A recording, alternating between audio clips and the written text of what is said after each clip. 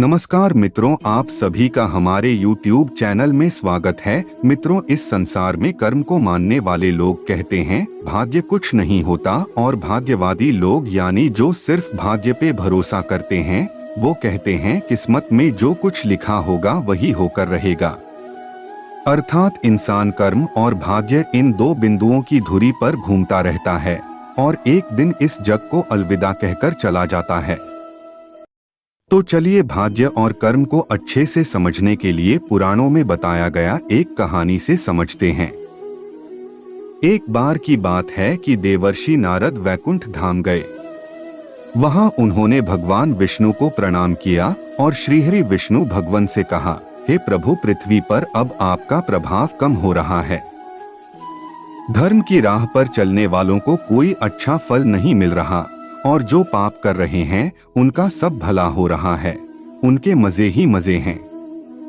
तब श्रीहरि विष्णु भगवान ने कहा, ऐसा नहीं है नारद, जो भी हो रहा है सब नीति के कारण हो रहा है।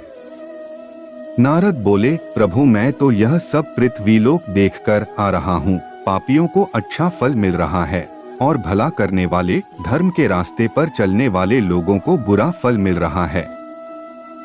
श्री विष्णु भगवान ने कहा, नारद, कोई ऐसी घटना बताओ जो तुमने देखा हो। तब नारद जी ने कहा, अभी मैं पृथ्वीलोक के एक जंगल से आ रहा हूँ। मैंने देखा कि वहां एक गाय दलदल में फंसी हुई थी। कोई उसे बचाने वाला नहीं था। तभी एक चोर उधर से गुजर रहा था। वह चोर गाय को फंसा हुआ देखकर भी रुका नहीं, बल्कि वह उस पर पैर रखकर दलदल लांघकर आगे निकल गया। आश्चर्य तो तब हुआ जब आगे जाकर उस चोर को सोने की मोहरों से भरी एक थैली मिली। थोड़ी देर बाद वहां से एक वृद्ध साधु गुजरा। उसने उस गाय को दलदल में फंसा देख उसको बचाने की पूरी कोशिश की। साधु ने अपने पूरे शरीर का जोर लगाकर उस गाय को बचा लिया, लेकिन मैंने देखा कि गाय को दलदल से निकालने के बाद वह साधु जब कुछ दूर आगे गया तो एक गड्ढे में गिर गया।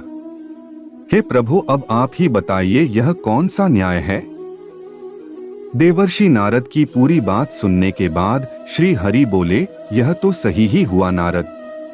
जो चोर गाय पर पैर रखकर भाग गया था उसकी किस्मत में तो पहले से ही एक खजाना था, लेकिन उसके इस पाप के कारण उसे केवल कुछ मोहरें ही मिली। परंतु प्रभु, नारद बोले, बेचारे उस साधु ने तो कोई पाप नहीं किया था, फिर उसे गड्ढे में गिरकर मृत्यु क्यों मिली। तब श्री विष्णु भगवान ने नारद को समझाया, नारद, उस साधु को गड्ढे में इसलिए गिरना पड़ा क्योंकि उसके भाग्य में उस समय बहुत ही कष्टदायक मृत्यु लिखी थी, लेकिन गाय को बचाने के कारण उसके पुण्य बढ़ गए और उसकी मृत्यु एक छोटी सी चोट में बदल गई, जिससे उसे मृत्यु के समय बहुत ही कम दर्द का आभास हुआ और वह स्वर्ग के भागी बना। अब नारद जी संतुष्ट थे। इसलिए इंसान के कर्म से उसका भाग्य तय होता है। इंसान को कर्म करते रहना चाहिए क्योंकि कर्म से भाग्य बदला जा सकता है।